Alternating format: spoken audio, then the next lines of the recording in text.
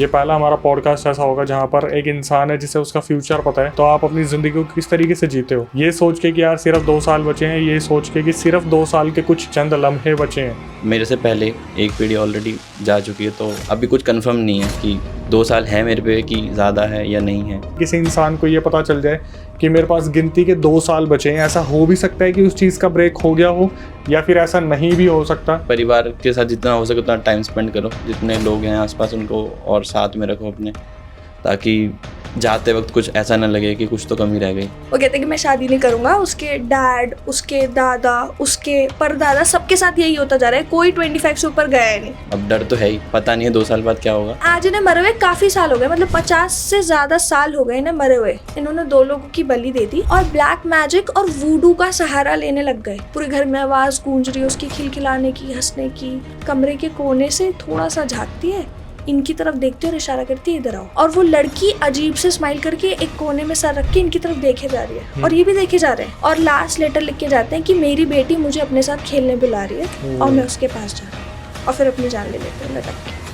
जय श्री राम दोस्तों, आप सभी का स्वागत है अक्षय शो पे, जहां पर हम बात करते हैं गोस्ट एक्टिविटीज, पैरानॉर्मल एक्टिविटीज और ऐसी बहुत सारी एंटिटीज के बारे में, जैसे कि भूत, प्रेत, पिशाच, कर्ण पिशाचनी, ब्रह्म राक्षस। हमेशा से हमारी ये कोशिश रही है कि आपके सामने हम कुछ ऐसे गेस्ट या सब्सक्राइबर्स को लेके आएँ जो अपनी आप बीती आपके सामने बताएं, या फिर जो रियल इंसिडेंट उनके साथ हुए हैं, या फिर उन्होंने कहीं पे ऐसे केसेस सुने हैं तो वो आपके सामने बताएं। आज हमारे साथ जो गेस्ट है, ये हमारे साथ पहले भी जुड़ चुकी हैं। मुस्कान नैरेट्स से इनका इंस्टाग्राम है, यूट्यूब भी इन्होंने स्टार्ट कर लिया है, अच्छी खासी फॉलोइंग है और अच्छे खासे बताने का तरीका है, इन्फ्लुएंसर है। तो ये कुछ आज फिर दोबारा हमारे साथ जुड़ के रियल केसेस बताने वाली है जो जनता को काफ़ी हैरान करने वाले हैं। तो वेट ना करते हुए सीधा हम मुस्कान की तरफ चलते हैं। मुस्कान, कैसे हैं आप? मैं बहुत बढ़िया, थैंक यू सो मच, आपने मुझे दोबारा यहाँ बुलाया। Love to be back. आज हम बहुत सारा डिस्कशन करने वाले हैं, कुछ आपके जो अपकमिंग प्रोजेक्ट्स है उसके बारे में ही बात करने वाले हैं। लेकिन उससे पहले जनता ने बहुत सारी ऐसी डिमांड की थी कि मुस्कान को बुलाया जाए दोबारा। उसके बाद जब पॉडकास्ट पे दोबारा रीच आई, दोबारा लोगों ने देखा, फिर एकदम से डिमांड आई। तो सबसे पहले आप जनता के लिए कुछ कहना चाहेंगी? Thank you so much. अगर आपको कंटेंट पसंद आया तो थैंक यू सो मच, आपने वीडियो देखी, और मैं कोशिश करूंगी कि मैं इस पॉडकास्ट में भी बहुत अच्छी अच्छी स्टोरीज बताऊं कि उन्हें पसंद आए और फिर हम नेक्स्ट दोबारा जल्दी मिले। चलिए, तो आज का जो पहला इंसिडेंट है उसके बारे में थोड़ा सा बताएंगी? ठीक है, तो पहले ना मैं आपको एक आर्टिस्ट की कहानी सुनाती हूँ। और ये आर्टिस्ट इंडिया के नहीं है, ये आर्टिस्ट बाहर के हैं। पर इन आर्टिस्ट के बारे में सबसे अलग चीज़ क्या है कि इनकी जो भी काम रहता है, वैसे ये ड्राइंग्स बनाते थे, पेंटिंग्स बनाते थे, पर सब मानते हैं आज इन्हें मरे हुए काफ़ी साल हो गए, मतलब 50 से ज़्यादा साल हो गए इन्हें मरे हुए। फिर भी आज तक सब लोग मानते हैं कि इनकी बनाई गई पेंटिंग्स इतनी हॉरर है, इतनी कर्स्ड और हॉन्टेड है कि जो भी उसे अपने घर पे रखता है वो पेंटिंग्स उसके घर पे नेगेटिविटी लाती है। और सिर्फ नेगेटिविटी ऐसी नहीं कि आपका कोई पैसों में नुकसान हो जाएगा, तबीयत में नुकसान आएगा, मतलब आप पागल हो सकते हो और इस कदर पागल हो जाओगे कि आप अपनी जान ले लोगे। तो मैं आपको इसका किस्सा बताती हूँ। तो इन आर्टिस्ट की लाइफ में जैसे सब स्टार्ट करते हैं, इन्होंने भी काफ़ी हम्बलिंग बैकग्राउंड से स्टार्ट करा था।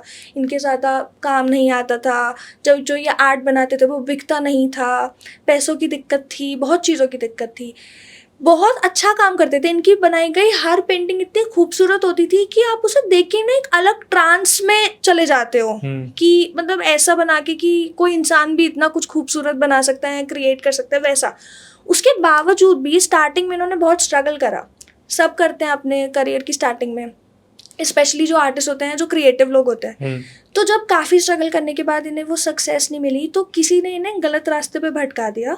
अब हमारे यहाँ पे तो हम मानते हैं कि काला जादू होता है या तंत्र विद्या और ऐसी चीज़ें होती है, पर बाहर भी वूडू में बहुत यकीन होता है, विच क्राफ्ट वूडू में बहुत यकीन होता है। और ऐसा भी होता है कि विच क्राफ्ट से सक्सेस मिलती है। ऐसा भी मानते हैं कि जितने भी बड़े बड़े आर्टिस्ट हैं वहाँ के, वो इल्यूमिनाटी का हिस्सा है। अभी के टाइम पे तो आपने भी मतलब बहुत सुना होगा इस बारे में, तो बहुत पुरानी बात है, बट तब भी ऐसा था कि जितने भी बड़े बड़े आर्टिस्ट हैं या जितने भी क्रिएटिव लोग हैं वो थोड़ा इस चीज़ में ज़्यादा है कि अपनी सोल सेल करके अपने काम में आगे बढ़ते हैं। तो इसको भी किसी ने भड़का दिया, इनको भी, कि अगर आपको आगे बढ़ना है, अगर आप चाहते हो कि आपका आर्ट भी बहुत ज़्यादा बिके, बहुत वैल्यू पे बिके, तो आप भी इन चीज़ों में लग जाओ। गलत संगति में आने की वजह से इन्होंने 2 लोगों की बलि दे दी और ब्लैक मैजिक और वूडू का सहारा लेने लग गए। अब आप इसे कोइंसिडेंस मान लो या दिमाग का भ्रम मान लो, क्योंकि अगर हम एक चीज़ पे यकीन कर लेते हैं, अगर हमारा दिमाग एक चीज़ पे यकीन कर लेता है तो वो चीज़ अपने आप होने लग जाती है, एनर्जीज कह सकते हैं या कुछ ब्रेन इफेक्ट कह सकते हैं, कुछ भी। तो कोइंसिडेंट मान लो कि इनका काम चलने लग गया। ओ अभी तक जो इनका कोई आर्ट नहीं खरीदता था, अब पता नहीं अचानक बड़े बड़े कलेक्टर्स इनके आर्ट में इंटरेस्टेड हो गए। सब इन्हें बडिंग आर्टिस्ट बोलने लग गए कि ये आर्टिस्ट बहुत आगे जाएगा, इनके बहुत बड़े बड़े वो लगते हैं ना, बिलबोर्ड्स, एडवर्टाइजमेंट्स। हाँ बिलबोर्ड्स, एडवर्टाइजमेंट लगते हैं और बहुत बड़े बड़े ऑक्शंस होते हैं, इनका वो सब स्टार्ट हो गया। और इनको फिर पक्का यकीन हो गया, अगर मैं आपको कुछ बोलूँ आज कि अगर आप ये करोगे आपको सक्सेस मिलेगी और आपको मिल जाए, तो आप उस चीज़ में और यकीन मानने लग जाओगे ना कि ऑफ कोर्स सच कह रही होगी, तभी तो रिजल्ट आया ना। बिल्कुल। तो उन्हें उस चीज़ में और ज़्यादा इंटरेस्ट आने लग गया कि ये तो सच है, और वो करते रहे। उन्होंने और ब्लैक मैजिक का सहारा लिया और लोगों की बलि चढ़ानी स्टार्ट करी। और उनका आर्ट जो कि एक टाइम पे बहुत ब्यूटीफुल था, बहुत ही ज़्यादा इनोसेंट था, डार्क होता गया। तो स्टार्टिंग की तो उनकी पेंटिंग्स कहाँ हैं किसी को नहीं पता, पर उनके अमीर होने के बाद ना उन्होंने जो भी पेंटिंग्स बनाई, जितने लोगों ने वो अपने घर पे लेके गए या रखी या खरीदी, उन सबके साथ अजीब चीज़ें होने लग गई। जैसे जो पेंटिंग उधर अपने घर लेके जाता था खरीद के, उनको पहले तो ऐसे हैलुसिनेशंस होने लग गए। जैसे मान लो वो पेंटिंग किसी लड़की की है, तो उन्हें वो लड़की अपने सपनों में दिखने लग गई। ओके। या ऐसे लगने लग गए कि वो लड़की उनके घर में है। और फिर वो धीरे धीरे बीमार होने लग गए, और धीरे धीरे ये बात स्प्रेड हो गई कि जो भी इनकी वो खरीदता है, पेंटिंग्स खरीदता है, उसे हैलुसिनेशंस होती है, वो बीमार होता है, मर जाता है। अब ये देख के कलेक्टर्स का और शौक बढ़ गया कि कोई एक ऐसा आर्टिस्ट है जो इतना डार्क आर्ट बनाता है कि उसकी पेंटिंग्स के बाद, खरीदने के बाद लोग मर रहे हैं। जो वैल्यू भी मान लो 1 करोड़ थी, वो बढ़ के 10 करोड़ हो गई इनके आर्ट की। तो इन्हें और सक्सेस मिली। पर अब क्योंकि कोई घर तो लेके जा नहीं सकता था, तो सब क्या करते थे कि एक बहुत ही बड़ा एक उन्होंने ऑडिटोरियम बनाया और वहीं पे उनका आर्ट कलेक्ट होता था। लोग बिडिंग करते थे, ऑक्शंस में लोग खरीदते थे, बहुत पैसों में खरीदते थे। बड़े बड़े बिजनेसमैन, एक्टर, एक्ट्रेसेस, कलेक्टर्स खरीदते थे और उसी ऑडिटोरियम में रखते थे। कोई अपने घर नहीं लेके जाता था। अब क्योंकि इतना ज़्यादा ये फेमस हो गए अपने आर्ट के चक्कर में, इतना उसके चक्कर में ये फेमस हो गए, रूमर के चक्कर में कि ये इतना हॉन्टेड कुछ बनाते कि लोग पागल होके मर ही जाते हैं, कि और इंटरेस्ट बढ़ने लगा लोगों का। तो एक कलेक्टर थे, उन्होंने सोचा कि यार ये तो मैं मानता नहीं हूँ कि ऐसा कुछ होता है काला जादू, क्योंकि बहुत लोग नहीं मानते काला जादू और ये सब में। उन्होंने बोला ये सब तो मैं मानता नहीं हूँ, मैं पेंटिंग खरीदूंगा, अपने घर रखूंगा और उसे हाई वैल्यू में बेचूंगा। क्योंकि कलेक्टर्स ऐसे ही करते हैं कि जो आर्टिस्ट फेमस होता है उनकी पेंटिंग्स महंगे में खरीदते हैं, कुछ टाइम तक रखते हैं, वैल्यू बढ़ती है तो बेच देते हैं। तो उन्होंने सोचा ये तो बहुत अच्छी इन्वेस्टमेंट है, मैं पहला आदमी होऊंगा जो इसकी पेंटिंग घर लेके जा रहा हूँ, तो मैं तो कितने महंगे में ही बेच सकता हूँ। तो उन्होंने खरीदी बहुत हाई प्राइस पे, अपने घर ले गए। उन्होंने जो पेंटिंग खरीदी थी ना, वो एक लड़की की थी, और वो पेंटिंग ऐसी थी, एक ब्लैक पूरा बैकग्राउंड सा है, एक लड़की है, वो बैठी है और सर उसने ढक रखा है ऐसे हाथों से, जैसे आप सर नीचे कर लेते हो ना, उसने वैसे सर नीचे कर रखा है, और कोने से पेंटिंग के एज से एक येलोइश लाइट आ रही है, और पूरा पेंटिंग ब्लैक है, और वो लड़की भी ग्रेइश फॉर्म में डिज़ाइन कर रखी है, ठीक है, मतलब आर्ट बना रखा है उन्होंने। बहुत अजीब सी पेंटिंग थी वो, देखने में ब्यूटीफुल भी थी और बहुत थोड़ी अनसेटलिंग भी थी, क्योंकि अगर आप ऐसी कोई चीज़ इतना डार्क कलर्स देखते हो वैसे ही आपको थोड़ा नेगेटिव सा लगता ही है। तो वैसी पेंटिंग थी, वो लाते हैं घर रखते हैं। अब क्योंकि वो इतनी महंगी पेंटिंग लाए, तो 2-3 दिन तक तो वो अपने घर पे पार्टीज रखते हैं कि सेलिब्रेट करते हैं कि मैं इस आर्टिस्ट की पेंटिंग लाऊं, ये है वो है। 2-3 दिन तक उनके साथ कुछ नहीं होता। अब पहले ही वो बहुत अमीर है, तो उनका बहुत बड़ा घर होता है, बहुत ज़्यादा हाउस स्टाफ होता है, बहुत ज़्यादा नौकर वगैरह सब होते हैं उनके घर में। 3 दिन बाद क्या होता है कि रात के 2 बजे से लेके 4 बजे के बीच में वो बताते हैं कि वो, उनका कहना है कि उनको वो लड़की दिखती है, जो लड़की की पेंटिंग है ना, वो लड़की उन्हें अपने घर में दिखती है। अब क्योंकि बहुत बड़ा घर है, तो उनको क्या लगता है कि वो लड़की एक कमरे से दूसरे कमरे में हंसती हुई भागते हुए जा रही है, जैसे बच्चे खेलते हैं वैसे जा रही है, एक कमरे से दूसरे कमरे में, दूसरे से तीसरे, हंस रही है, पूरे घर में आवाज़ गूंज रही है उसकी खिलखिलाने की, हंसने की। और 1-2 बार वो रुकती है, कमरे के कोने से थोड़ा सा झाँकती है, इनकी तरफ देखती है और इशारा करती है इधर आओ, और ये चले जाते हैं वहाँ पे। और वो लड़की अजीब से स्माइल करके एक कोने में सर रख के इनकी तरफ देखे जा रही है, और ये भी देखे जा रहे हैं। 3-4 दिन के इनके साथ ऐसा होता है।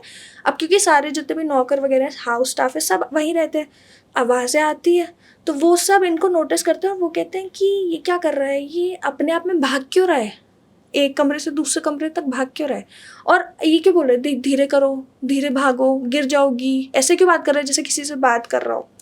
तो वो सब कंसर्न हो जाते हैं। वो कहते हैं सर आप ये क्या कर रहे हो, आप रातों को ऐसे भागते क्यों, तो वो बोलते हैं कि मैं कहाँ भागता हूँ, वो बच्ची होती है ना, मैं तो उसका पीछा करता हूँ।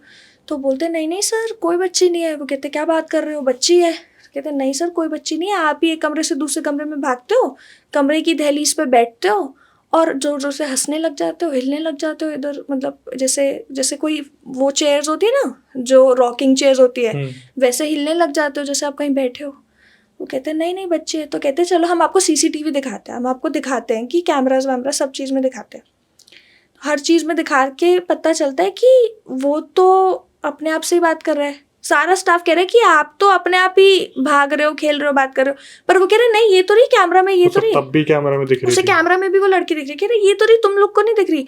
मतलब उसको इतने ज्यादा हैलुसिनेशंस होते, इतना ज्यादा यकीन होता कि ये तो नहीं, तुमको नहीं दिख रही, कैमरा में ही तो है। वो कहते नहीं सर ऐसा कुछ भी नहीं है, कोई भी नहीं है, कैमरा में कोई भी नहीं है। तो वो मानता ही नहीं। धीरे धीरे ना उसकी हालत बिगड़ती जाती है, हालत ऐसी बिगड़ जाती है कि अब तो 2 से 4 के बीच में दिख रही थी, अब पूरे दिन वो किसी ना किसी से बात करते रहते हैं ऐसे कि बेटा ध्यान से, बेटा खा लो। एक टाइम इतना हालत बिगड़ जाती है उसकी कि वो डाइनिंग टेबल पे या आपका जो खाना वाना खाते हो वहाँ टेबल पे बैठते हो ना, सुबह कहते हैं कि बच्ची के लिए भी ब्रेकफास्ट लगाओ, दोपहर को कहते हैं लंच लगाओ, रात को कहते मेरे साथ डिनर कर रही है, ऐसे ही हवा में एक नैपकिन सा लेके ऐसा कि किसी का मुंह पोंछ रहा हो। मतलब उसका इतना यकीन बढ़ जाता है कि बच्ची है और वो उसे अपने बच्ची की तरह ट्रीट करने लग जाता है। अब सारा हाउस स्टाफ परेशान हो जाता है कि ये क्या हो रहा है इसके साथ, ये क्या हो रहा है। और सारे हाउस स्टाफ को इस पेंटिंग की और इस सब की कहानी भी पता होती है कि एक ऐसा आर्टिस्ट था, वो मर गया, उसकी पेंटिंग्स ऐसे ऐसे बिकती हैं और नेगेटिव होती है। हाउस स्टाफ नोटिस करता है कि जो कलेक्टर अभी तक इतना रिच था उसके लॉसेस ज्यादा होने लगे और इसे किसी चीज से फर्क ही नहीं पड़ रहा। ये उस पेंटिंग में खोया हुआ ये उस पेंटिंग में ही खोया हुआ है, इसका काम भी नहीं चल रहा, इसके लॉसेस भी हो रहे, सब कुछ हो रहा है। तो अब हाउस स्टाफ कोई आपके साथ इतने सालों तक काम करते हैं तो एक अटैचमेंट भी हो जाती है। उसके परिवार वालों को बताते हैं कि देखो यार आपके ये तो बहुत हालत ख़राब हो रही है, कुछ करो कुछ करो। उसके घर से कुछ लोग आते हैं जो पहले रहते नहीं थे इनके साथ, और वो सब इन्हें एक मेंटल असाइलम में भर्ती कर देते हैं कि अब क्या ही कर सकते हो अगर किसी के हैलुसिनेशन इतने वो है। और वो पेंटिंग को भी उसी ऑडिटोरियम में या वहीं पे रखवा देते हैं जहाँ पे बाकी पेंटिंग्स होती है। तो ये से मेंटल असाइलम में भर्ती करा देते। 1 साल बीत जाता है, 2 साल बीत जाता है, कोई दवाई कुछ असर नहीं कर रही, कोई ट्रीटमेंट असर नहीं कर रही। मेंटल असाइलम में भी ऐसे रहते जैसे कोई बच्ची इनके साथ है। और एक दिन ये अपनी जान ले लेते हैं और लास्ट लेटर लिख के जाते हैं कि मेरी बेटी मुझे अपने साथ खेलने बुला रही है और मैं उसके पास जा रहा हूँ, और फिर अपनी जान ले लेते हैं लटक के। तो ये थी स्टोरी। और अब जो स्टोरी के बाद में वियर्ड बात है कि वो पेंटिंग्स जेन्युइनली ऐसी थी कि वो किसी को इतना ज़्यादा हैलुसिनेट करवा रही थी। मतलब सोचो कि कोई भी उस पेंटिंग को घर लेके जा रहा है तो एक अच्छा खासा बड़ा बिजनेसमैन जिसकी लाइफ में कोई प्रॉब्लम नहीं, जो इतना समझदार है कि उसने इतना एम्पायर खड़ा कर लिया, कलेक्टर है, वैसे स्मार्ट है, वो एकदम अपना मानसिक संतुलन खो देता है, पूरी तरीके से पागल। तो ये थी उस आर्टिस्ट की स्टोरी। अब उस आर्टिस्ट को मरे हुए भी 50 साल से ज़्यादा ही हो चुके हैं खैर, पर अभी भी कोई भी इंसान उसकी पेंटिंग को नहीं खरीदता। कहाँ पे है ये पेंटिंग सारी? ये सारी यूएस के उसी जगह पे रखी है जहाँ पे उसकी बाकी सारी पेंटिंग्स हैं। और अब तो वहाँ जाके देखना भी अलाउड नहीं है क्योंकि उधर की हॉन्टिंग्स इतनी ज़्यादा बढ़ गई है ना कि अब जाके अलाउड नहीं है। पहले तो ये ऑक्शन में बिक भी जाती थी, पर जब से ये केस हुआ है जो उनके मरने के बाद ही हुआ था, तो अब इनको बेचना भी, ऑक्शन करना भी अलाउड नहीं है और जाके देखना भी अलाउड नहीं है। ये उसी ऑडिटोरियम में, और उस ऑडिटोरियम में सिर्फ 2 लोग काम करते हैं, 2 स्टाफ मेंबर्स हैं। और वो स्टाफ मेंबर्स भी हमेशा यही कंप्लेन करते हैं कि हमें बच्चों की, औरतों की ऐसी आवाज़ें आती रहती है कि कोई खेल रहा है, कोई चीख रहा है, कोई बुला रहा है उस ऑडिटोरियम के अंदर से। वैसे आप बिलीव करते हैं इन सब चीज़ों पर, विचक्राफ्ट या फिर ये जो ह्यूमन सैक्रिफाइस या चाइल्ड बर्थ के टाइम पे सब कुछ जो हो जाता है? नहीं, देखो टू बी ऑनेस्ट मैं नहीं करती, क्योंकि मुझे नहीं लगता कि आप किसी की बलि दे के या कुछ किसी और का बुरा करवा के आप अपनी लाइफ में आगे बढ़ सकते हो। जैसे मैं मानती हूँ लोग करते हैं और हो सकता है ये काम भी मैं भी कर जाता हो 1-2% पे, पर फिर आपका क्या, आपको भी तो कभी कर्मा हिट करेगा ना। अगर आप किसी का बुरा चाह रहे हो तो कभी तो आपके कर्म आपके सामने आएंगे, आपके साथ भी कुछ बुरा होगा। आज नहीं, मे भी 10 साल बाद हो। जिनके साथ आप बुरा करा रहे हो उन्होंने तो कुछ करा नहीं, वो तो इनोसेंट पीपल है जिनके साथ आपने ही कुछ करवाए, पर आप तो हो ना, भगवान की नज़र में तो हो। अच्छा एक बात बताइए मुस्कान, मान लीजिए 1-1.5 साल के अंदर आपने काफ़ी अच्छी ग्रोथ कर ली, ठीक है, आप काफ़ी कम टाइम में एक अच्छा चेहरा बन गए हो, हॉरर की फील्ड में काफ़ी अच्छे से लोग आपको जानने लगे। फिर अचानक से आपके ऊपर आरोप लगने स्टार्ट होते कि भाई इसने तो पक्का कोई ईविल या डेविल से या फिर भूत प्रेत से ब्रह्म राक्षस या कोई जिन है जिससे डील करी होगी जो इतने कम टाइम में इतना ज़्यादा पॉपुलर हो रही है, तो आप क्या उस टाइम पे क्या स्ट्रैटेजी रहेगी? मेरी तो स्ट्रैटेजी नहीं, मेरी ऑनेस्टी रहेगी कि मैं इतना डरती हूँ कि मैं कर ही नहीं सकती। अगर मैं चाहूँ भी ना कि कोई मुझे लालच भी दे दे कि तुम पे ये पैसा आ जाएगा या ये फेम आ जाएगी, मैं कर ही नहीं सकती। मैं इतना ज़्यादा इन चीज़ों से डरती हूँ। अभी मेरे ऐसे ही मैं एक रिकॉर्ड भी करी थी कुछ पॉडकास्ट, वहाँ पे एक हल्की सी चीज़ हो गई, मैं इतना डर गई कि मैं पूरा पॉडकास्ट बंद कराने को रेडी थी। बंद करो, पैकअप नहीं करना मुझे कंटिन्यू। क्योंकि मतलब वो भी एक पैरानॉर्मल इन्वेस्टिगेटर थे, वो कुछ डिवाइस लाए और वो बैग में लाने से पहले ही चलने लग गया। अब आज तक मेरे साथ कभी कुछ ये सब नहीं हुआ, कुछ भूत प्रेत या ये सब चीज़ें नहीं हुई, और वो बैग से निकालने से पहले डिवाइस चलने लग गया। वो मुझे और बता रहे हैं कि ये तो डिवाइस तब चलता है जब आत्मा होती है। और मैं अपने कैमरा मैन से कह रही हूँ बंद कर बंद कर बंद कर, ये सब नहीं कि BTS ले, मैं बंद करो मत बताओ। मैं उनसे कह रही हूँ अब ऐसा कोई होता है, आप सच बताना, कोई फील्ड में होता है ऐसे, वो तो चाहता है ना इसी रिकॉर्डिंग बाहर निकल के आए कि उसका कंटेंट वायरल हो। पर मैं चाह रही थी कि बंद हो जाए, क्योंकि अगर सच में ऐसा है और स्टूडियो में आ गया और मेरे पास आ गया तो फिर तो मेरे को इतना डर लगता है कि मैं नहीं कर पाऊंगी। ठीक है, क्योंकि अब हमारे कुछ लोग हैं जो ऐसी बातें कर रहे हैं मुझे लेके हाँ। कि मैंने पता नहीं किससे डील कर ली कि इतने कम टाइम में ऐसा हो गया वैसा हो गया। तो मैं चाह रहा था कि मैं एक बार पूछूं किसी क्रिएटर से, वो भी जो इंडिविजुअल कोई क्रिएटर हो। जैसे आप फीमेल हो, मेल से तो बात करते तो वो यही बोलता है अरे भाई छोड़ना, लेकिन आपका क्या सोचना था इस बारे में, वो मेरे को जानना था। नहीं, बट मेरे को नहीं लगता आपके लिए जो भी वो बोल रहे हैं वो थोड़ा मे बी जेलस होंगे या कुछ, बिकॉज आप वैसे ही इतने अच्छे आदमी हो, इतना नेचर आपका अच्छा है, आप ऐसा सब कर ही नहीं सकते। तो अगर कोई बोले मैं गवाही देती हूँ, ऐसा कुछ नहीं है। सुन लिया? हाँ, ऐसा कुछ नहीं है, आप वैसे ही बहुत अच्छे हो। लाइक टिप्स देने में भी, जब मैं स्टार्ट भी करी थी, जब आपने मुझे बुलाया था तो मैं काफ़ी स्टार्टिंग, अभी भी मैं बहुत स्टार्टिंग स्टेज पे हूँ, पर तब तो मैं और ज़्यादा स्टार्टिंग स्टेज पे थी। तो कोई भी ऐसे टिप्स नहीं देता कि आप ऐसे ग्रो कर सकते हो। आज भी मैं आपके पास आई, आपने मुझे बहुत बैक एंड पे टिप्स दी, तब भी आपने मुझे बहुत एक मतलब एक बड़े भाई की तरह, एक अच्छे मेंटोर की तरह समझाया कि ऐसा ऐसा करो, ये करो। तो ऐसे लोग नहीं कराते काला जादू का। तो सुन लो, पता नहीं अचानक से लोगों को हो क्या गया, हेयर स्टाइल का चेंज हो गया, ऐसा लग रहा है ऐसा पता नहीं कहाँ मेरे को धकेलने में लगे हुए हैं। भाई मैं कुछ नहीं करा रहा, जनता प्यार करती है तो वीडियोस देख रही है, ऐसी अफवाहें ना उड़ाओ। खैर हम आते हैं एक नए किस्से पे, जो इससे अगला किस्सा होगा। तो मैं आपको बताती हूँ एक उत्तराखंड का किस्सा बताती हूँ जो मेरे ही फ्रेंड का है। तो अब ये ना काफ़ी पहले से होता रहा है। तो उन जो मेरे फ्रेंड है, अब भगवान ना करे उनके साथ ये चीज़ हो, पर उनका कहना है कि ये चीज़ उनके साथ भी हो सकती है। तो अभी मैं आपको उनकी स्टोरी बताती हूँ। इनके खानदान में बहुत पहले, मतलब पूर्वजों के टाइम पे 2 भाई थे, ठीक है। एक बड़ा भाई था, एक छोटा भाई था। जो बड़े भाई थे वो बहुत ज़्यादा, एक बड़ा भाई वाला एक वो होता है ना, एटीट्यूड होता है, एग्रेशन होता है, एक डोमिनेंट नेचर होता है, उनमें वो था। जो छोटा भाई था वो बहुत ही ज़्यादा चंचल मन, जी भैया वाले नेचर के थे। जो बड़े भाई थे उनको डर था कि जब बंटवारा होगा, मेरे छोटे भाई के पास जो ज़मीन जाएगी, मैं नहीं देना चाहता, मैं बड़ा हूँ, मेरा हक है, मेरे छोटे भाई को नहीं मिलनी चाहिए। अब ये डर उनका धीरे धीरे सच तब होने लगा जब उनके जो पापा थे, उनके जो पिताजी थे, उनका ज़्यादा लगाव छोटे की तरफ ज़्यादा उन्हें दिखता था। एक दिन उनके पिताजी की मौत हो जाती है। अब उन्हें लगता है कि ये तो हक मांगेगा, ये करेगा वो करेगा। तो वो क्या करते हैं, अपने छोटे भाई के पूरे परिवार को ख़त्म कर देते हैं। उनके खानों में कुछ मिला के सबको मार देता है कि ना छोटा भाई रहेगा, ना उसका बच्चा रहेगा, ना बीवी रहेगी, तो कौन हक जमाएगा। सही बात है। अब क्या होता है कि कुछ दिन तक कुछ नहीं होता, वो सारी प्रॉपर्टी हड़प लेते हैं, सब कुछ सही जा रहा होता है। कुछ दिनों बाद वो छोटा भाई उनके उसमें आता है सपने में कि तुझे हिस्सा ही तो चाहिए था, तुझे पैसा ही तो चाहिए था, ले लेता, मैं तुझे कौन सा मना करता, मेरे लिए तो तू बड़ा भाई था, पर तूने मेरे परिवार को मारा। अब जा, मैं तुझे श्राप देता हूँ, जो भी तेरा दूसरा बच्चा होगा, जो भी तेरा छोटा बच्चा होगा, लड़का होगा और कभी 25 साल से उम्र लंबी नहीं होगी उसकी, वो मर जाएगा। 25 से पहले वो अपनी मौत देख लेगा। मतलब दूसरा लड़का जो होगा या लड़की?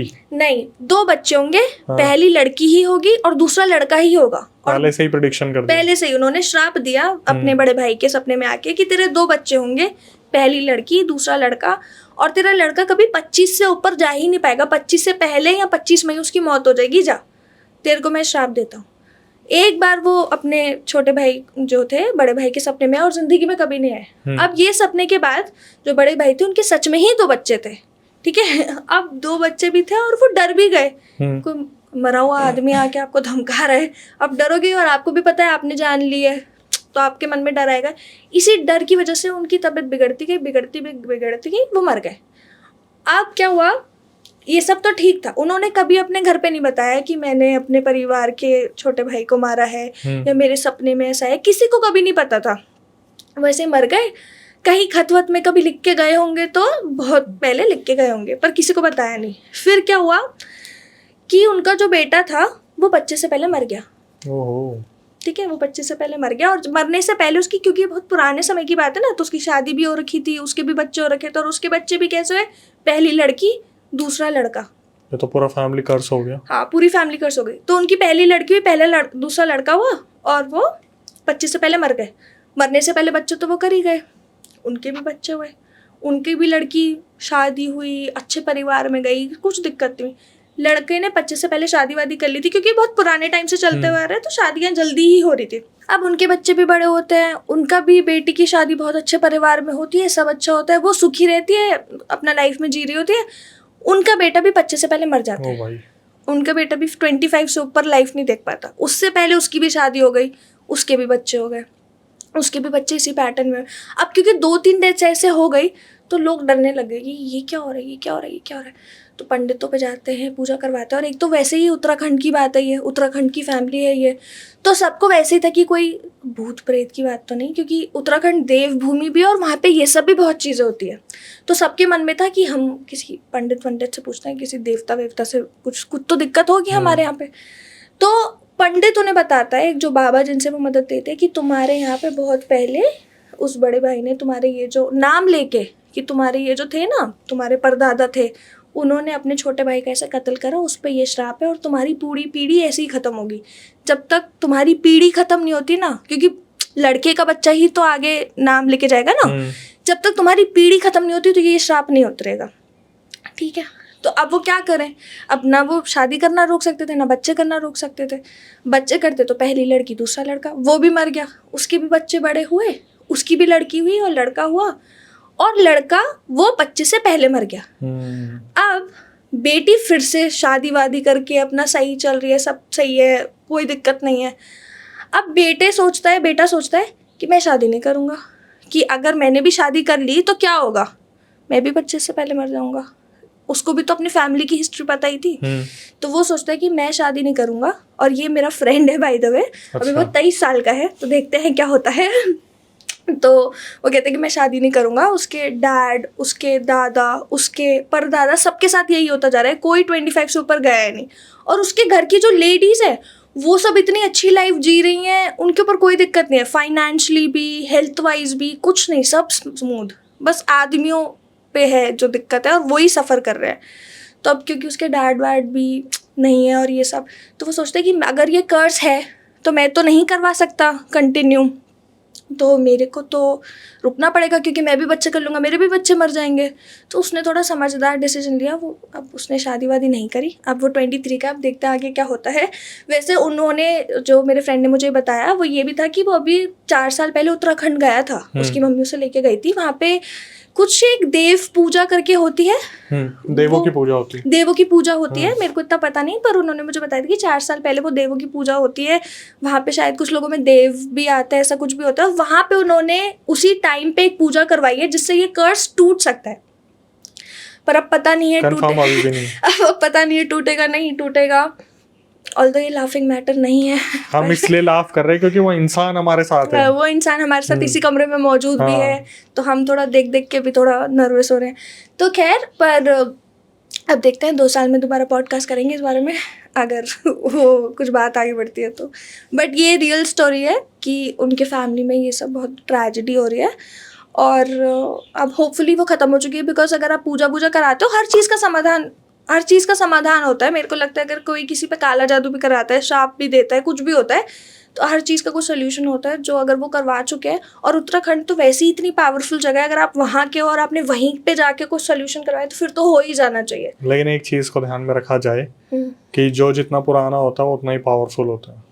तो मैं ये नहीं कह रहा कि ऐसा नहीं होना चाहिए, सॉल्यूशन नहीं होना चाहिए, लेकिन हमारे पास जितने भी रियल इंसिडेंट्स आते हैं और उसमें आता है कि ये 150 साल पहले की घटना थी, तो जो आज के तांत्रिक है वो ये भी बोल देते हैं कि वो उस टाइम पे जो तांत्रिक थे वो बहुत पावरफुल थे। उस टाइम की जो चीज़ें थी वो बहुत अलग थी, इस टाइम की चीज़ें बहुत अलग है। जनरेशन वैसे जैसे अभी चेंज हो रही है, जो चीज़ें हो रही है, आपको ही पता है कि इस टाइम पर उतने ज़्यादा सिद्धि प्राप्त लोग नहीं है जितने पहले हुआ करते थे, लेकिन फिर भी मैं कामना करूँगा कि ऐसा कुछ ना हो। सो मुस्कान के पॉडकास्ट में एक छोटा सा ब्रेक लिया गया था और हमने ये कोशिश करी कि उस इंसान को बुलाया जाए जिनसे रिलेटेड ये पूरा रियल इंसिडेंट बताया गया है, जो कि उत्तराखंड के हैं और इन्हें पता है कि इनके पास टाइम की थोड़ी सी कमी है। मतलब जैसे कि मुस्कान ने बताया कि इनकी फैमिली में एक अर्थ चलता आ रहा है जहाँ पर हर इंसान की, हर बच्चे की जो मौत है वो 25 साल में हो जाती है, और इन्होंने इस चीज़ को ब्रेक करने की कोशिश की है। कुछ रिचुअल्स को अगेंस्ट, मतलब अपोजिट चलाने की कोशिश की है कि अगर ये शादी नहीं करेंगे तो शायद चीज़ें ठीक रहें। जो भी हमारी तरफ से ये दुआ रहेगी कि ऐसा ही हो, कि इनकी ज़िंदगी में कुछ बदलाव ना हो और चीज़ें इसी तरीके से चलती रहेगी, ये इनके साथ कोई दुर्घटना ना हो। लेकिन हमने उस इंसान को बुलाया क्योंकि वो इंसान हमारे साथ थे स्टूडियो में। तो सबसे पहले तो सिक्योरिटी पर्पज़ से और कुछ जो प्राइवेसी कंसर्न्स होते हैं उनकी वजह से हमने इनका फेस ब्लर कर दिया है। लेकिन मुझे लगा कि इनका जो एक एक्सपीरियंस होगा, अगर वो जनता को पता चले, कि किसी इंसान को ये पता चल जाए कि मेरे पास गिनती के 2 साल बचे हैं, ऐसा हो भी सकता है कि उस चीज़ का ब्रेक हो गया हो या फिर ऐसा नहीं भी हो सकता। क्योंकि इन्होंने बताया कि लास्ट टाइम जब इनकी फैमिली में कोई एक्सपायर हुआ था तो सुबह जब देखा गया था तो उनके गले पे हाथ के मार्क्स थे, मतलब किसी ने गला दबाया था। तो हम स्क्रीन पर बुलाते हैं, आप इनका चेहरा नहीं देख पाएंगे लेकिन इनकी आवाज़ से शायद वो दर्द झलक सके जो हम देखना चाहते हैं। तो कैसे हैं आप? मैं बहुत बढ़िया हूँ, बिल्कुल, आप बताइए। मैं ठीक हूँ। जैसे कि मुस्कान ने बताया, ये अनएक्सपेक्टेड था कि इस तरीके से चीज़ें हमारे सामने आई, या फिर हमें ये भी नहीं पता था ये आपसे जुड़ा था। बस इतना बताया था कि एक उत्तराखंड की स्टोरी है जो इनसे रिलेटेड है, लेकिन तब भी हम ये नहीं जान पा रहे थे कि इतना बड़ा कर्ज चलता आ रहा है आपकी फैमिली में। जब आपको पता चला इस बारे में तो आपका क्या रिएक्शन था भाई? वैसे तो मतलब सारी बातें सच है, बट अभी अब डर तो है ही, पता नहीं है 2 साल बाद क्या होगा। बट स्टिल पूजा पाठ तो बहुत कराई है हमने, बट अभी भी डरे हुए हैं क्योंकि अभी रिसेंट मेरे से पहले एक पीढ़ी ऑलरेडी जा चुकी है। तो अभी कुछ कंफर्म नहीं है कि 2 साल है मेरे पे कि ज़्यादा है या नहीं है, तो अभी कुछ नहीं पता। अभी तो मैं 23 साल का हूँ। तो एक बात बताइए भाई, मुझे नहीं मालूम इसको तकदीर कहते हैं या फिर क्या कहते हैं, लेकिन जब आपको पता चलता है कि आप इस फैमिली में इस तरीके से आए और इस लूप में फंस गए, तो आप क्या बोलना चाहेंगे कि ये तकदीर का खेल था या फिर आपके कोई पुराने जन्म के कुछ ऐसे कर्म जो यहाँ ले आए? कर्म ही होते हैं वैसे तो। अब मैं तो यही मानता हूँ, अब आदमी दिलासा देने के लिए तो कुछ भी करेगा, बट ये है कि आगे मेरे आगे वाली पीढ़ी को कोई परेशानी ना हो। तो मैं ये सब चीज़ें यहीं पर एंड हो जाए तो ज़्यादा बेटर है। और अगर अच्छी चल गई तो 25 के बाद वैसे भी पता चल जाएगा मुझे। जब आपको पता चला कि सिर्फ हो सकता है कि सिर्फ 2 साल है, क्योंकि इंसान को पता चल जाए कि उसकी मौत उसके आसपास मंडरा रही है। ये पहला हमारा पॉडकास्ट ऐसा होगा जहाँ पर एक इंसान है जिसे उसका फ्यूचर पता है और फिर भी वो घूम रहा है। तो आप अपनी ज़िंदगी को किस तरीके से जीते हो, ये सोच के कि यार सिर्फ 2 साल बचे हैं, ये सोच के कि सिर्फ 2 साल के कुछ चंद लम्हे बचे हैं। हालांकि फिर मैं दोबारा रिपीट करता हूँ कि मैं नहीं चाहता ऐसा कि कोई दुर्घटना हो, लेकिन आप इसको जानते हुए भी कैसे जी रहे हो? बस ऐसे ही कि परिवार के साथ जितना हो सके उतना टाइम स्पेंड करो, जितने लोग हैं आसपास उनको और साथ में रखो अपने, ताकि जाते वक्त कुछ ऐसा ना लगे कि कुछ तो कमी रह गई। इस चीज़ का निवारण नहीं करवाया? पूजा पाठ तो बहुत हुई है। अभी उत्तराखंड में 2-3 साल पहले भी मैं गया था और अभी रिसेंटली दोबारा जाना है। एक तरह से कुल देवता के हमारे यहाँ पूजते हैं उनको। तो अब कुछ अगर कुछ शैतानी शक्ति है या कुछ भी है तो उसका तो इलाज तो देव ही हैं, भगवान ही हैं। तो बस अभी चल रहा है, अभी तो देखते हैं। वैसे मुझे भगवान पे तो भरोसा है, कुछ ना कुछ अच्छा ही होगा। यहाँ पे एक दोबारा ब्रेक लेते हैं और मुस्कान को वापस बुलाते हैं। सो मुस्कान, जैसे कि आपको पता है कि आपके दोस्त हैं, उनके साथ इतना सब कुछ बीत रहा है, जब आपको ये सारी चीज़ें पता चली तो आपका क्या रिएक्शन था?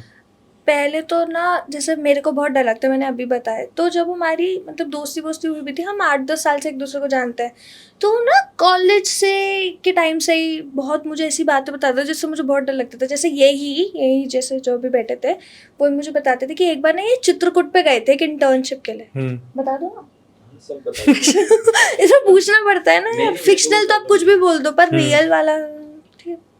तो ये चित्रकूट पे गए थे कि इंटर्नशिप करने, तो इन्होंने इंजीनियरिंग वगैरह कर रखी है, तो वहाँ पे चित्रकूट में काम वगैरह एक पूरा जो फील्ड वर्क होता है वो करने गए थे। तो क्या हुआ कि चित्रकूट में जाके ना ये 4 दोस्त गए थे, ठीक है, 4 दोस्त है, 2 अच्छे दोस्त है, दोनों को मैं जानती हूँ और 2 और एक्स्ट्रा लोग थे उनको मैं नहीं जानती, ठीक है। तो गए, फर्स्ट डे ही जाके ये कहीं स्कूटी से जा रहे थे, जिन दोनों को मैं जानती हूँ ना वही जा रहे थे, एक ये और एक और फ्रेंड मेरा।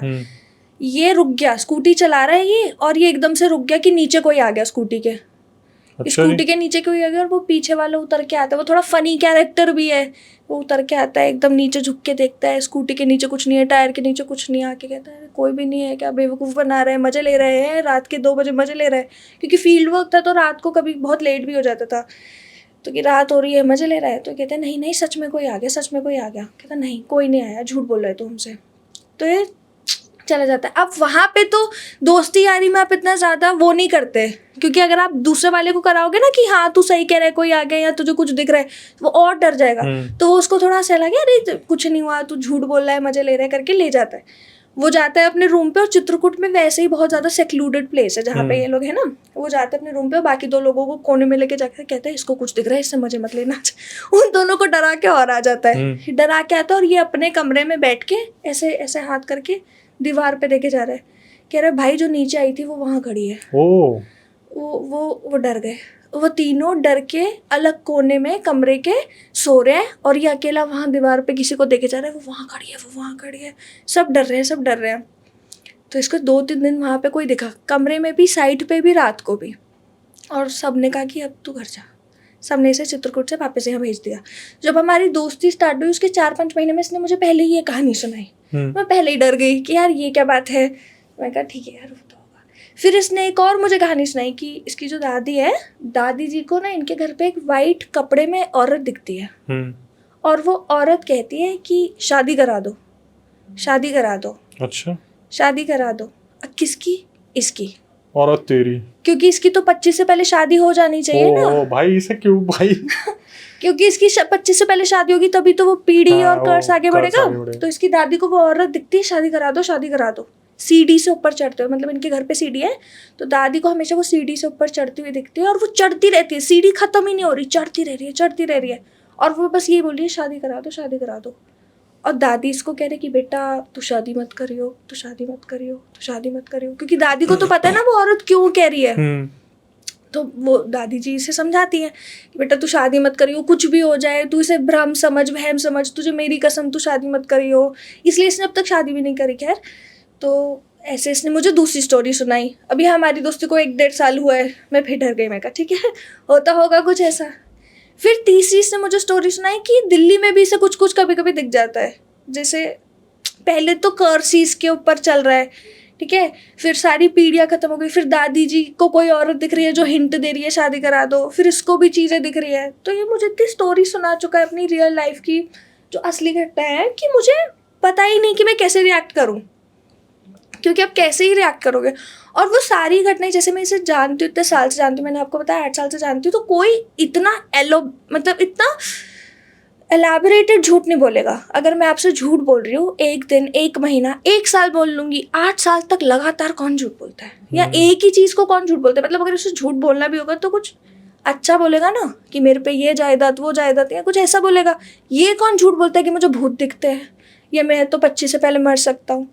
तो मेरे को पता है कि वो बातें सच है, और मेरे को बहुत डर भी लगता है, और मैं हमेशा ऐसे एडवाइस भी करती हूँ कि बाइक मत चलाओ, कि बाइक में एक्सीडेंट्स होते हैं। जैसे इसके साथ बहुत एक्सीडेंट हो चुके हैं जो नियर डेथ एक्सपीरियंस भी रहे हैं। अच्छा, हाँ, पर ये बच गया लकीली, थैंक गॉड। और बहुत और भी चीज़ें हुई है, जैसे कोई अगर आपको आत्मा दिख रही है या कुछ आपको दिख रहा है, आप अपने आप को चोट भी पहुंचा सकते हो, आप कुछ कर भी सकते हो। पर इसने मतलब काफ़ी ब्रेवली उस चीज़ को वो करा, और मैं काफ़ी एडवाइस भी करती हूँ कि ये मत करो, वो मत करो, ऐसा मत करो। और वो खुद भी भगवान और इन सब चीज़ों में इतना है ना, जैसे हनुमान जी की बहुत पूजा करना, हमेशा व्रत रखना, हमेशा मंदिरों में जाना। तो मुझे लगता है कि जितना वो काला जादू का असर है, उससे ज़्यादा उस पर भगवान की प्रोटेक्शन है। तो मैं उस चीज़ से थोड़ा सिक्योर भी फील करती हूँ कि क्योंकि वो थोड़ा अच्छे रास्ते पे ज़्यादा है ना। अभी इसी रास्ते पे कोई और होता, ज़्यादा डर जाता, खुद को ही कुछ कर लेता, या दिमाग की वजह से कुछ हो जाता, बीमारी पड़ जाता ज़्यादा सोच सोच के। फिर तो ऐसा तो नहीं है इसीलिए आपने इन्हें अपने साथ रखा हुआ है कि मोटिवेशन मिलता रहे हॉरर में? नहीं, ऐसा नहीं है, हम काफ़ी अच्छे दोस्त भी हैं। तो कभी मतलब अभी जैसे मैं आपके पास पॉडकास्ट देने आई हूँ, मेरी लोकेशन से बहुत दूर है, तो वो मेरे को कंपनी देने के लिए, ध्यान रखने के लिए कि अच्छा अकेले कैसे जाएगी, वैसे वो हेल्प करने के लिए भी आ जाता है। काफ़ी अच्छा लगा यार सुन के, लेकिन उतना ही बुरा लगा वो चीज़ सुन के भी कि फैमिली के साथ जो चीज़ें होती आ रही है। लेकिन फिर दिमाग में आता है कि ऐसे अच्छे इंसान दुनिया से बहुत जल्दी कम हो जाते हैं। लेकिन जिस तरीके से बता रहे कि पूजा पाठ चल रही है और अब तो भाई मैं भी कोशिश करूंगा कुछ ऐसा पता लगाने की कि अगर ऐसा कुछ कर्स ब्रेक हो सकता है तो कैसे हो सकता है? यस कैसे हो सकता है, चीज़ें कैसे काम में आ सकती हैं। लेकिन फिर भी काफ़ी यूनिक था ये जो भी था, और पहला ऐसा पॉडकास्ट था जहाँ पर हमारे साथ इस तरीके से कोई बैठा हुआ है जो बिना कुछ करे विक्टिम बन चुका है। बन चुके हैं पूरी फैमिली। वो भी चलो उन्होंने उनके परदादा नहीं है जो भी वो थे, उन्होंने गलत करा, उन्होंने अपने भाई को मारा, पर उनकी वजह से उनकी पूरी फैमिली सफर करना सही नहीं है ना, वो तो उनके पाप थे। कहते हैं ना कि माँ बाप की करी गलती बच्चे भुगतते कभी कभी, वो वाला सीन हो गया। खैर कोई नहीं, आते हैं नेक्स्ट इंसिडेंट पे। जैसे अभी हम इतनी देर से ऐसी बात कर रहे हैं उत्तराखंड वगैरह, हमें लगता है ना कि इंडिया में ही ये सारी चीज़ें हैं जहाँ पे काला जादू होता है। जैसे अभी आप ऑफ कैमरा भी बताते थे कि उत्तराखंड में तो अगर कोई चला भी जाए और कुछ ऐसा हवा भी लग जाए तो हो सकता है उस पर कुछ साया चढ़ जाए, या सिर्फ नाम भी सुनाई दे जाए, पीछे मुड़ जाए तो हो सकता है साया चढ़ जाए। पर ये सिर्फ इंडिया में नहीं हो रहा है, ये पूरे वर्ल्ड में हो रहा है। तो मैं आपको एक जापान के एक विलेज के बारे में बताती हूँ।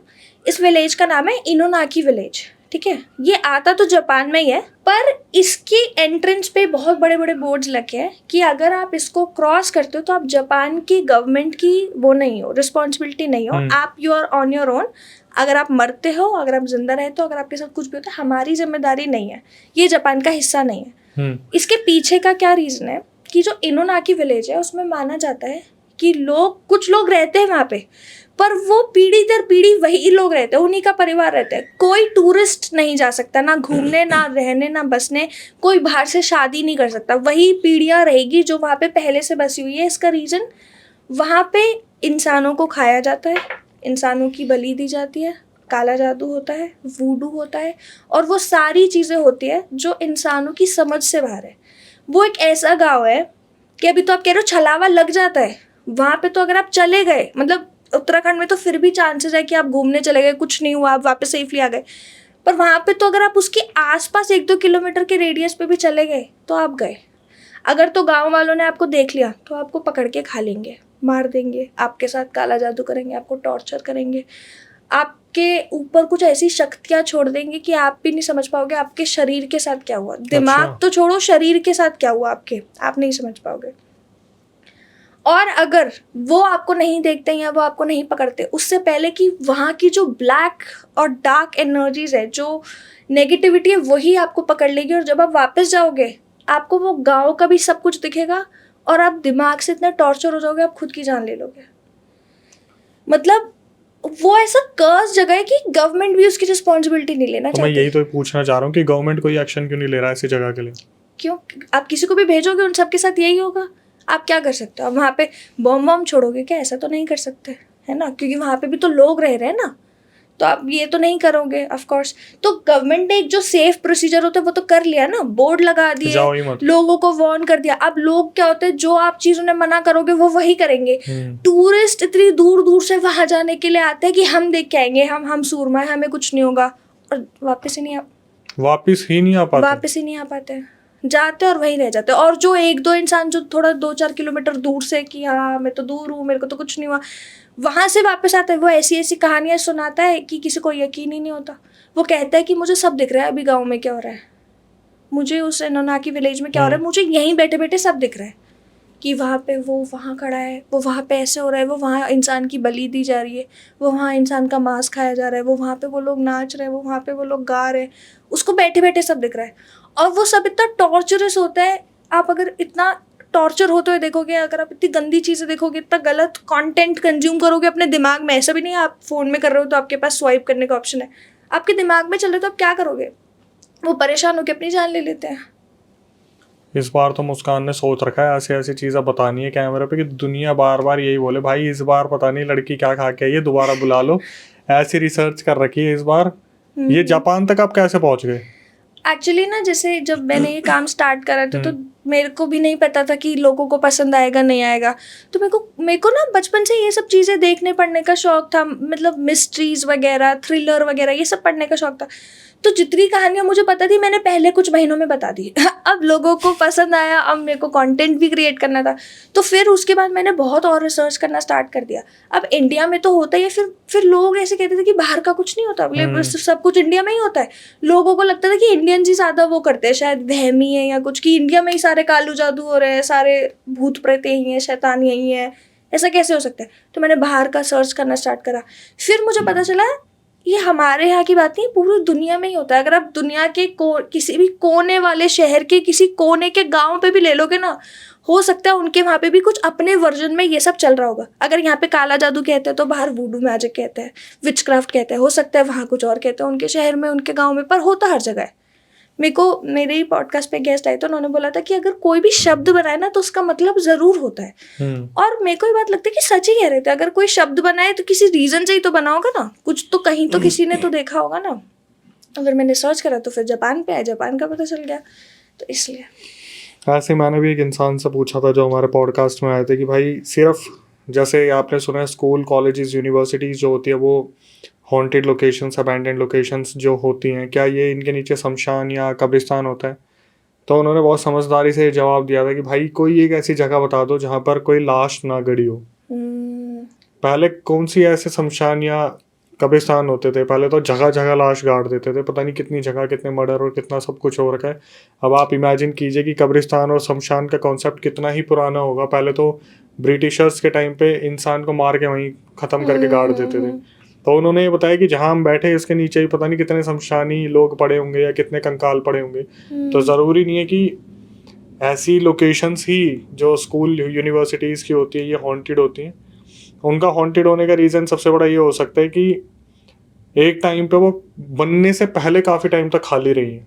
अच्छा, एक स्कूल बनने में जो वक्त लगता है उस टाइम पे जो कमरे बना बना के छोड़ देते हैं तो एंटिटीज तब तक वहाँ पर आना स्टार्ट कर देती है। और फिर जो ज़मीन अगर सही में शमशानी हुई कि वहाँ पर कुछ ज़्यादा ही खौफनाक दृश्य हुआ जो पुराने टाइम में था तो शायद हॉन्टेड हो सकती है। अदरवाइज ये जो पैरानॉर्मल एक्टिविटीज़ हो रही है कहीं भी हो रही है, जैसे लोग बोलते हैं द्वारका सेक्टर 9 या फिर गुड़गांव का कोई हिस्सा या कुछ ऐसा, लेकिन आज आप देख लो घर घर में ये चीज़ें हो रही हैं। हाँ, हर जगह ही होती है। और मेरे को लगता है जो ज़्यादा, जैसे हम इस बारे में कितनी बात करते हैं, हर दूसरे दिन पॉडकास्ट, हर दूसरे दिन वीडियो, तो हमारे को तो थोड़ा और सावधान रहना चाहिए, क्योंकि हम तो इनवाइट ही कर रहे हैं ना। अगर आप किसी की बात कर रहे हो, अगर आप किसी इंसान की भी बात कर रहे हो तो उसको तो यही लगेगा ना कि आप उसको याद कर रहे हो, बुला रहे हो। हम तो हर दूसरे दिन भूत भूत भूत ही बोलते रहते हैं, तो हमारे को तो वैसे ही बहुत ध्यान से रहना चाहिए कि कभी उनको ऐसा ना लगे हम उन्हें इनवाइट कर रहे हो, कभी वो आ ही ना जाए इनविटेशन एक्सेप्ट करके। हमें कम डर है, आपको ज्यादा डर है इस चीज का। डर है, हाँ। मुझे ही सारा डर है, मैं तो बहुत डर। तो इस फील्ड में कैसे इतना डरते हुए कैसे? अभी किस्मत, अभी क्या करें, किस्मत विस्मत कह सकते हैं। मैंने पता है मेरे या दोस्त, नहीं दोस्त भी कह लो, किस्मत भी कह लो। मेरे एक पॉडकास्ट में जो मैंने बताया था ना ऐसे पैरानॉर्मल हो गया था, तो मैंने वो पोस्ट करी तो किसी ने कमेंट करा कि इतना डर लगता है तो बनाती क्यों हो? तो नीचे कमेंट आ गया व्यू के लिए, व्यू के लिए, व्यू के लिए। अरे ये क्या बात है यार ऐसे, बट ठीक है, अब ऐसा थोड़ी काम होता है। स्टार्ट अगर हो एक मूवी डायरेक्टर है वो हॉरर मूवी बना रहा है इसका मतलब उसे डर नहीं लगता होगा। डर तो देखो सबको ही लगता है, पर ऐसा हो सकता है कि किसी को पहले लगता हो अपने साथ होने से पहले, और किसी को तब लगे जब उसके साथ होगा, यस, है ना। पर डर तो सबको लगता है। कोई भी, मुझे ऐसा नहीं लगता जो आके कहेगा मुझे तो हो भी जाए तब भी डर नहीं है, तो नहीं पॉसिबल। इसको इस तरीके से समझ सकते हैं कि कोई कितना भी बड़ा गैंगस्टर हो, तारीख लगने से पहले नींद तो उसे भी नहीं आती। ये भी कोर्ट में जाने से पहले तो उसे भी लगता है कल पता नहीं जज गलती से डिसीजन ना बदल दे। तो ये एक ऐसी चीज है कि आप उससे लड़ रहे हो जिसको आपने कभी देखा ही नहीं है, आप उससे विवाद कर रहे हो जिसको आप पहचानते ही नहीं हो, जो इस दुनिया का ही नहीं है। और इसी पे ना मैंने अभी कहीं पे पढ़ा था, आई एम नॉट श्योर, क्योंकि देखो मैं कुछ बहुत ऐसा रिसर्चर तो हूँ नहीं, तो जो मैं पढ़ती हूँ मैं उसी को ही बता सकती हूँ। पर मैंने पढ़ा था, मैंने थोड़ी सी रिसर्च करी थी इस बारे में, तो मैंने कहा था कि जो देखा था कि जो ह्यूमंस होते हैं उनका जो देखने की फ्रीक्वेंसी होती है और जो सुनने की फ्रीक्वेंसी होती है, जिस लेवल पे वो सुनते हैं या देखते हैं किसी भी चीज़ को, वो बहुत कम होती है। और जो इस पूरे यूनिवर्स में एग्जिस्ट करती है वो उससे लाख गुना ज़्यादा है, लाख गुना ज़्यादा है, आप समझ रहे हो। तो जो हमें दिखता है वो बहुत 1% है उस चीज़ का जो यूनिवर्स में एक्चुअली एग्जिस्ट करता है। तो ऐसी बहुत चीज़ें जो एग्जिस्ट कर रही, हो सकता है इसी कमरे में, हो सकता है इस द्वारका में हो सकता है नोएडा में हो, मुंबई में हो, हर जगह हो, जो हमें दिखती भी नहीं है, सुनाई भी नहीं देती, पर वो वहाँ है। जस्ट बिकॉज वो हमारी फ्रीक्वेंसी पे नहीं है तो हमें नहीं दिखाई देती या सुनाई देती।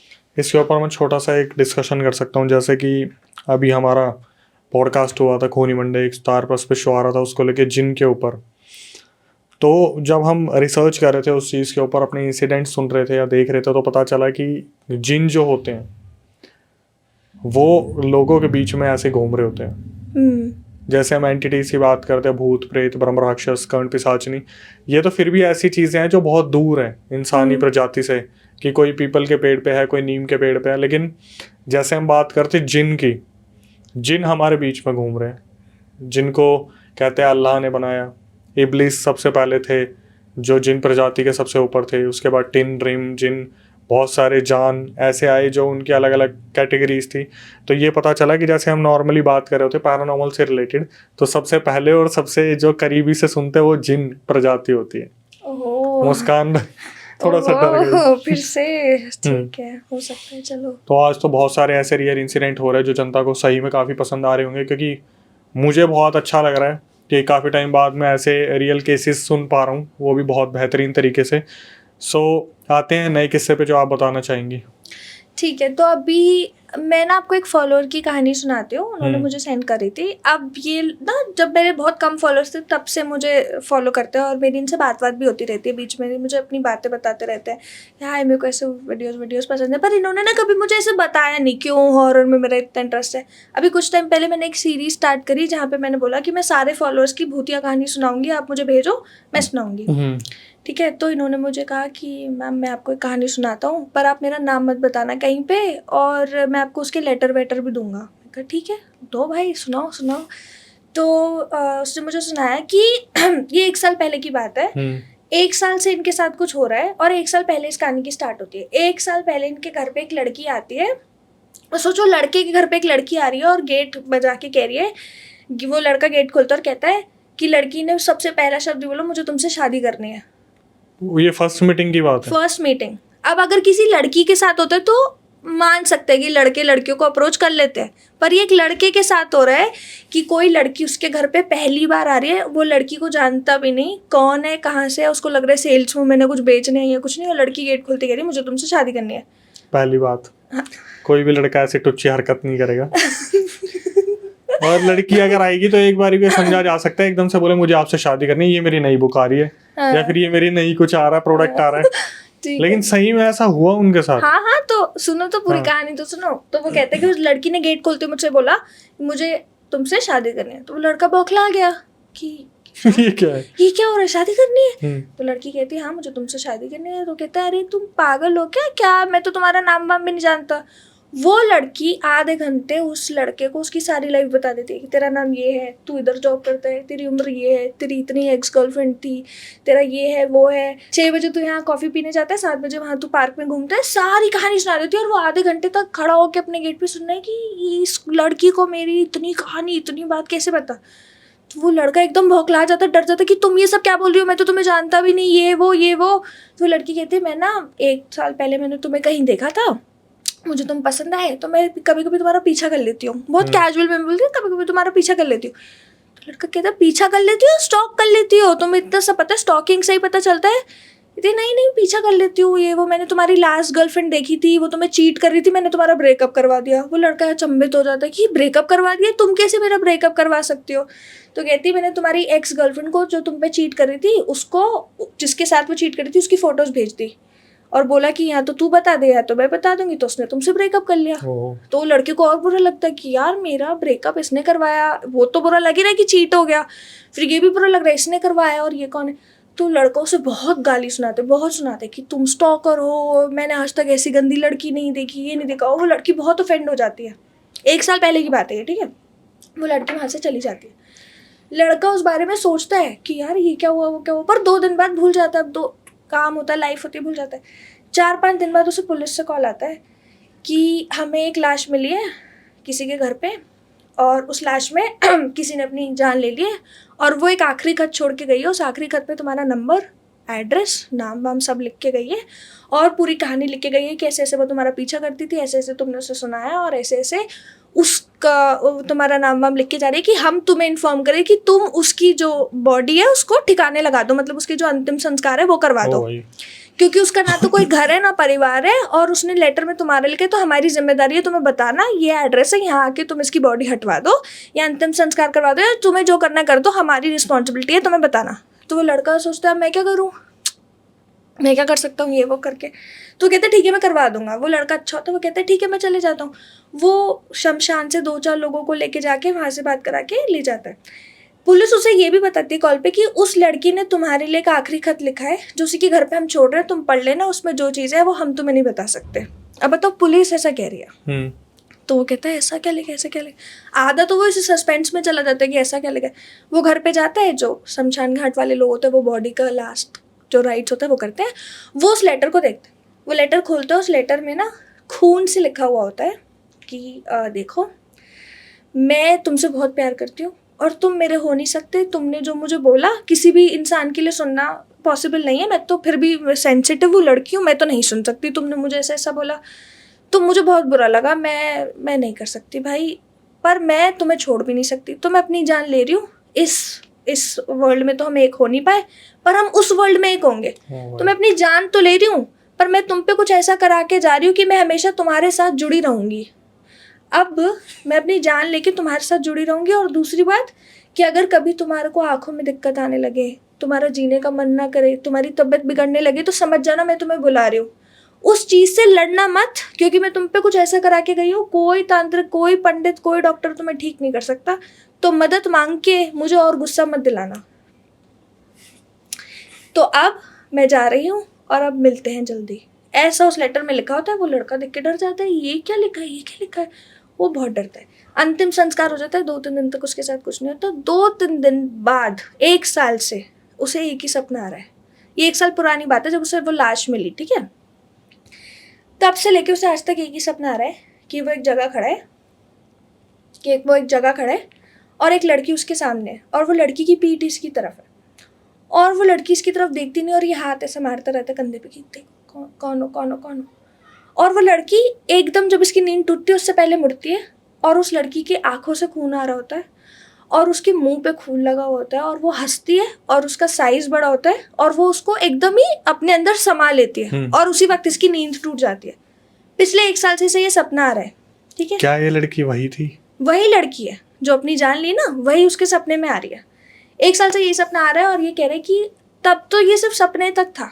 पिछले 3 महीने से जब हमारी बात हुई, जब मैंने ये सीरीज स्टार्ट करी, तो उसने बताया पिछले 3 महीने से वो लड़की मुझे दिन में भी दिखती है, दोपहर में भी दिखती है, रात में भी दिखती है, सपने में भी दिखती है। और अब मेरी आंखों की जो रोशनी होती है, नंबर भी बढ़ता जा रहा है। मुझे चश्मे तो हमेशा से थे, पर अब मेरा नंबर बढ़ता जा रहा है और मुझे अपनी जान लेने के बहुत ख्याल आते हैं। मेरे घर पे कोई दिक्कत नहीं, मुझे पैसे से कोई दिक्कत नहीं, मैं रिलेशनशिप में भी हूँ, मुझे लाइफ में कोई प्रॉब्लम नहीं है, पर मैं जीना नहीं चाहता। मैं अपनी जान लेना चाहता हूँ। मैं बहुत परेशान आ चुका हूँ, मैं नहीं रह सकता इस दुनिया में, पर मुझे नहीं पता क्यों। मेरे साथ कुछ प्रॉब्लम नहीं है। तुम मेरे दोस्त से पूछोगे, वो सब कहेंगे तो कितना इसकी लाइफ हमें चाहिए, ऐसी लाइफ हमें चाहिए।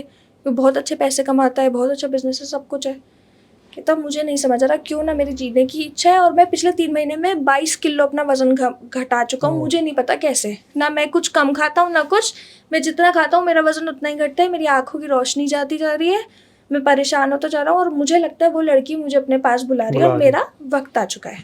तो मैंने उससे पूछा कि ये तुम मुझे कहानी क्यों सुना रहे हो, मतलब तुम्हें तो इसका कुछ इलाज करना चाहिए ना। मुझे तो कहानी सुनाई अच्छी बात है, दिल का बोझ हल्का करो, पर खुद कुछ इलाज करो। तो कहता मैं क्या इलाज करूँ, मैं जब भी किसी पंडित के पास जाने की सोचता ही हूँ मेरा एक्सीडेंट हो जाता है। क्योंकि उस लड़की ने बोला था ना मुझे गुस्सा मत दिलाइयो, मैं सोचता ही हूँ, मेरे मन में ख्याल ही आता है मैं जाऊँ, मेरा एक्सीडेंट हो जाता है। मैं सोचता ही हूँ कि मैं डॉक्टर को दिखाऊं, मेरी और आंखें दर्द होती है। मैं अगर डॉक्टर पे चला भी जाऊं किसी तरीके से, तो वो जो मुझे दवा देते हैं उससे मेरे को जलन मचती है, ऐसा लगता है किसी ने मेरे ऊपर कुछ फेंक दिया है, कोई जला रहा है मुझे। तो मैंने अब दुनिया से हार मान ली है, अब बस मेरे कुछ ही दिन है, तो मैं सोचता हूँ उसे जैसे भी इंजॉय कर सकता हूँ करूँ। तो मैं यही सब चीज़ें देखता रहता हूँ, हॉरर कंटेंट वगैरह, कहीं कुछ पता चल जाए। और बस यही करके उसने मुझे कहानी सुनाई। मैं कहा ठीक है यार, तो मैं आपकी कहानी सुनाऊँ किसी को। वो वीडियो मैंने बना रखी है, पर आज तक मैंने वो अपलोड नहीं करी। मैं ये पॉडकास्ट पे भी फर्स्ट टाइम बता रही हूँ, पर वो मैंने आज तक अपलोड नहीं करी, बस ये सोच के कि क्या मैं समझ ही नहीं पाई कि अब मैं क्या सेंस बनाऊँ इसकी, क्योंकि रियल लाइफ मिजरी पे मैं क्या ही अब कर सकती हूँ। मतलब अब मैं क्या इसको डालूँ, 10 लोग उस पर कॉमेंट करें। अब क्योंकि वो मुझे फॉलो करते हैं तो वो कॉमेंट भी पढ़ेगा, कॉमेंट भी करेगा, तो मुझे अच्छा नहीं लगेगा। कोई और उसकी कहानी को कहेगा कि ये तो झूठ है। अब किसी ने इतना यकीन करके बताया तो मैं नहीं चाहती। पर जब मैं इस पॉडकास्ट पे भी आ रही थी तो मैं मतलब स्टोरी वोरी डालते सब करते हैं, तो मैंने ऐसे स्टोरी वोरी डाली, तो उसने कहा कि हाँ मेरी स्टोरी ज़रूर सुनाना, तो मैंने सोचा यहाँ आके सुना देते हैं। भाई क्या चल रहा है इस दुनिया में, मेरे समझ से परे हो चुका है वो। ये तो है, मतलब हमें पता ही नहीं है क्या चीज़ें एग्जिस्ट करती है, हम तो बस बहुत बहुत कम समय के लिए बहुत कम चीज़ें एक्सपीरियंस कर रहे हैं लाइफ में। वैसे आपका क्या मतलब रहेगा रिएक्शन, आपके कोई दस्तक दे दे कि मैं 1 साल से आपको फॉलो कर रहा हूँ, आपसे प्यार करता हूँ, आपसे शादी करना चाहता हूँ? बस अगले दिन मैं शिफ्ट हो जाऊंगी क्योंकि इतना डर। क्योंकि अब आप क्या कर सकते हो यार, अब देखो अगर कोई स्टॉक कर रहा है आपको, तो वो आपके साथ कुछ भी कर सकता है ना, उसको आपकी सारी इन्फॉर्मेशन पता है, तो मैं क्यों लूँ रिस्क में चेंज। और अचानक से फिर आपको भी पुलिस से कॉल आता है और एक बोलते कि एक लेटर है उस पर लिखा हुआ है और यही सब कुछ आपको लिखा दिख जाए तो हो सकता है मुझे पहले दिल का दौरा वौरा ना पड़ जाए। मेरे को तो जेन्युइनली ऐसा डर वर लगता है, तो मैं तो अगर मेरे साथ कुछ नहीं भी हो रहा होगा ना, तो मैं दिमाग में इतना सोच लूंगी कि मेरे साथ होने लग जाएगा मेरे खुद के दिमाग की वजह से। तो प्लीज़ ऐसा कोई कुछ करना मत, रिक्वेस्ट अगर कोई देख के सोच रहा है तो। और मैं चाहूंगा कि आप एक बार करना चाहो तो अगर आप करना चाहो तो भी मत करना, क्योंकि लड़की दिल की कमज़ोर है। हमें बहुत ट्राई भी मत करना। तो मुस्कान एक बात बताइए, जैसे आप हॉरर कंटेंट बना रहे हैं, आपकी अभी बुक भी पब्लिश हुई है, इतनी सारी चीज़ें चल रही हैं, इतना शार्प माइंड है, ऐसी ऐसी चीज़ें कर रही है, इसके साथ कुछ ऐसी चीज़ है जो जनता को कुछ नया दिखाए? तो अभी मैं ना एक ऐसा बिजनेस लाई हूँ, मतलब मैंने ऐसा बिजनेस स्टार्ट करा है जो लोगों को बहुत पसंद आएगा, आई एम श्योर। क्योंकि जैसे आजकल ना लोग फ़ोन में बहुत चलाते हैं, phone phone phone phone, real life में एक्सपीरियंस लेना भूल गए। तो मैं एक ऐसी गेम लाई हूँ जहाँ पे आप रियल लाइफ डिटेक्टिव भी बन सकते हो, पैरानॉर्मल इन्वेस्टिगेटर भी बन सकते हो, पुलिस भी बन सकते हो। तो मेरी गेम में क्या है, मेरी गेम का नाम है इट्स कॉन्फिडेंशियल, जहाँ पे एक गेम सीरीज है, तो अलग अलग केसेस हैं, ठीक है, हर हफ्ते एक नया केस आएगा। जब भी आप वो गेम ऑर्डर करते हो तो वो केस आपके घर पे आता है 5-7 दिन के अंदर, एक फाइल की तरह, ब्राउन एनवेलप आपके घर आती है, और उस ब्राउन एनवेलप में ना कुछ मटेरियल होता है। अब जैसे आपने देखा होगा कोई भी मिस्ट्री होती है, कोई भी खून होता है, कुछ भी पुलिस के पास या इन्वेस्टिगेटर के पास जाता है, एक फाइल में जाता है, और उस फाइल के अंदर जो विक्टिम होता है उसकी सारी डिटेल्स आती है, और जो घटना होती है उसकी सारी डिटेल्स आती है। तो ये गेम भी आपको एक इन्वेस्टिगेटर की तरह मिलेगा कि आप इन्वेस्टिगेटर हो, आपके पास ये अनसॉल्व केस आया है, जहाँ पे मान लो ये जैसे एक केस है कि एक शापित किताब है, 5 लोगों ने पढ़ी, 5 लोग मर गए। तो जो आपके पास फाइल आएगी उसके अंदर 30-40 पेजेस होंगे, जिसके अंदर phone records, call records, victim की डिटेल्स, कौन मरे थे, कब मरे थे, किन पे शक है, वो किताब कौन सी थी, ये सारी डिटेल आएगी। और आपको वो डिटेल को पढ़ना है, समझना है, और क्लूज़ को ढूंढ के सॉल्व करना है एज अ डिटेक्टिव। अगर आप ये गेम सॉल्व करते हो तो कॉन्ग्रेचुलेशंस, आपका IQ बहुत आया है, आप बहुत समझदार हो, आप डिटेक्टिव जितने स्मार्ट हो। और अगर आप नहीं कर पाते तो कोई बात नहीं, दोबारा ट्राई कर लो। आप अकेले भी खेल सकते हो, दोस्तों के साथ भी खेल सकते हो। और सबसे बेस्ट बात यह है कि इंग्लिश में भी है और हिंग्लिश में भी है। इंग्लिश वो लैंग्वेज जो हम व्हाट्सएप पे करते हैं ना, इंग्लिश अल्फ़ाबेट्स के साथ, पर हिंदी में। तो कोई भी इस गेम को खेल भी सकता है।